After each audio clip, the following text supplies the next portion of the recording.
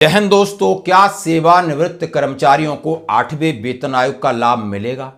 क्या सेवानिवृत्त कर्मचारियों के लिए डीए या डीआर के प्रावधान में कोई रुकावट आएगी? दोनों बड़े ज्वलंत सवाल हैं और दोनों का जवाब जानने के लिए हमने डॉक्टर मंजीत पटेल से बात की, हमने शिवगोपाल मिश्रा जी का वीडियो देखा और अभी पीआईबी फैक्ट चेक निकला है, उससे हमें आश्वासन हुआ है कि नहीं, यानी उसमें कहा गया है डॉक्टर एम रघुवैया सर का भी बयान आया है, जो कि डॉक्टर मंजीत पटेल ने, जो कि जेसीएम के सदस्य हैं, जो मेरे आग्रह पर उन्होंने पूछ करके हमें बताया, वो आपके सामने रखना चाहता हूं क्योंकि बहुत सारी खबरें चल रही और मैं आपके साथ जो मेरी बात हुई उसका स्क्रीनशॉट भी आपके साथ शेयर करूंगा ताकि आपको लगे कि व्हाट्सएप पे मैंने ये मैसेज दिया है और उनका वो जवाब आया है। तो आप जवाब देख सकते हो, उसमें सीधा सीधा लिखा है कि सीधा डॉक्टर मंजीत पटेल ने लिखा है कि नहीं, ऐसा हमेशा से लिखा रहता है, लेकिन इसका यह मतलब कतई नहीं है कि आपको इसका फायदा नहीं मिलेगा, जो कि आप स्क्रीनशॉट पे आप आराम से अभी मैं आपको दिखा रहा हूं। जेसीएम के लीडर डॉक्टर एम रघुवैया जी से इस मुद्दे पर बातचीत हुई। उनका भी यह मानना है कि नोटिफिकेशन ऐसे ही निकलता आया है हमेशा, लेकिन एप्लीकेबल सब पर होता है। फिर भी हम 7 पे कमीशन और पिछले पे कमीशन की हम स्टडी कर रहे हैं। उन्होंने कहा है नोटिफिकेशन ऐसे ही निकलता है, जैसे कि ये डॉक्टर मंजीत पटेल का ये नंबर है और उन्होंने इस तरीके का ये मुझे मैसेज दिया है, मेरे सवाल का जवाब दिया है। इसके बाद जैसे कि पहले खबरें चलती आ रही, फिर पीआईबी फैक्ट चेक में क्या निकल के आया, लोगों ने कहा no change in post retirement benefit for retired government employees. ये एक पीआईबी फैक्ट है, इसके ऊपर भी आया है। इसके ऊपर क्या लिखा है और उन्होंने अपनी will retired government employ stop getting DA hike and pay commission benefit under the finance act 2025 के तहत क्या 8वें वेतन आयोग का लाभ और डीए हाइक रुक जाएगी? इसके जवाब करेंगे। सबसे पहले आप ये देख सकते हो, ये खबर है संसद के हालिया बजट यानी वित्त अधिनियम 2025 को पारित किया गया है। उसमें ये संदेह हो गया है कि शायद आगे सरकार ऐसा कुछ कर रही है कि जिसमें 8वें वेतन आयोग का लाभ पेंशनर्स को न दिया जाए और डीआर का। तो ये खबर मैं पूरी न पढ़ के आपको हेडिंग्स किया। अभी एक हैं लेखक श्री राम राजू, एक सेवानिवृत्त एमईओ हैं। कर्मचारियों को सतर्क रहने के लिए उन्होंने एक चीज वायरल हो रही है, उसमें लिखा है वित्त अधिनियम 2025 के तहत सेवानिवृत्त सरकारी कर्मचारियों को अब डीए वृद्धि वेतन आयोग के लाभ नहीं मिलेंगे, जैसा इन्होंने हेडिंग लिखा है।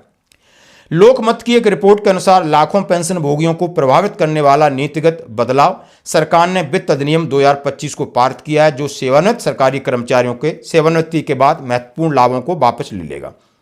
नए नियमों के अनुसार पेंशन भोगी अब महंगाई भत्ते में वृद्धि या आगामी 8वें वेतन आयोग सहित भविष्य के वेतन आयोग के लिए पात्र नहीं होंगे, जो लिखा है। लेकिन ये सच नहीं लिखा है, मैं फिर भी कह रहा हूं सच नहीं लिखा है। क्यों सच नहीं, मैं बताऊंगा।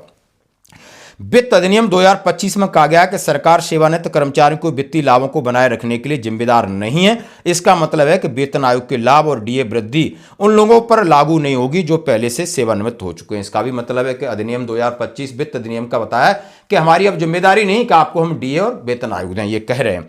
इस फैसले से सेवानिवृत्त सरकारी कर्मचारी उनके संघों के बीच काफी चर्चाएं पैदा हो गई। आलोचकों का तर्क है कि नए नियम 1982 के सर्वोच्च न्यायालय के फैसले द्वारा गारंटीकृत सुरक्षा को प्रभावी रूप से निष्प्रभावी कर देते हैं। हवाला दिया है कि माननीय सुप्रीम कोर्ट का 1982 का वर्डिक्ट था कि पेंशनों की हितों की सुरक्षा हमेशा की जाएगी, उनके साथ समान व्यवहार किया जाएगा। शायद उसको सरकार वापस ले रही है। इस फैसले से सुनिश्चित किया था कि पेंशन भोगियों को उनके अंतिम वेतन के 50% के बराबर पेंशन मिलेगी और लगातार उनकी वृद्धि भी होती रहेगी, जैसा उन्होंने कहा है। अब ये उन्होंने गंभीर चिंता का विषय बताया है कि ये बदलाव हो रहा है। तो दोस्तों, इस तरीके की खबरें आपने काफ़ी सुनी होंगी, आपके सामने आई होंगी। हम स्पष्ट करना चाहते हैं कि लगातार बात हो रही, इसमें यही कहा है कि इस तरीके की बातें होती हैं, लेकिन उनका जो टर्म्स ऑफ रेफरेंस में लैंग्वेज है वो बड़ी हार्श है।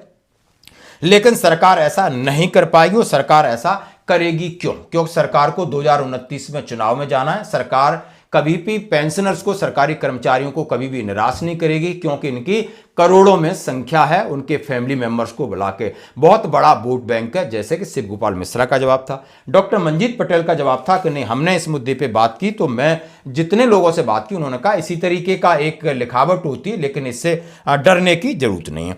अब ये खबरें जब सोशल मीडिया पर चल जाती हैं तो उनका पीआईबी फैक्ट होता है, और पीआईबी फैक्ट आपके सामने रखा है। No change in post retirement benefit for retired government employ.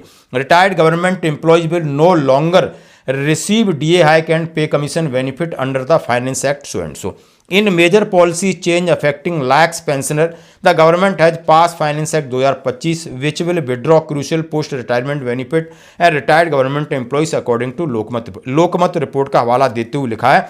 तो उन्होंने कहा है फेक है, ऐसा कुछ नहीं है, और ये रामा राजू वाला एक आर्टिकल है, कॉल टू अटेंशन। इसलिए जो ये खबर चल रही है, जो मैंने सोशल मीडिया पे दिखाया, और उसी खबर का खंडन किया है कि नहीं ये गलत है। A message circulating on WhatsApp claim the central government has withdrawn post-retirement benefit like DA hike, pay commission revision for retired employees under the Finance Act. PIB fact check. Rule 37 of the CCS pension group 2021 has been amended to state that if an उन्होंने कहा है observed PCU employees and dismiss for misconduct their retirement benefit will be fortified. उन्होंने कहा है जो लोग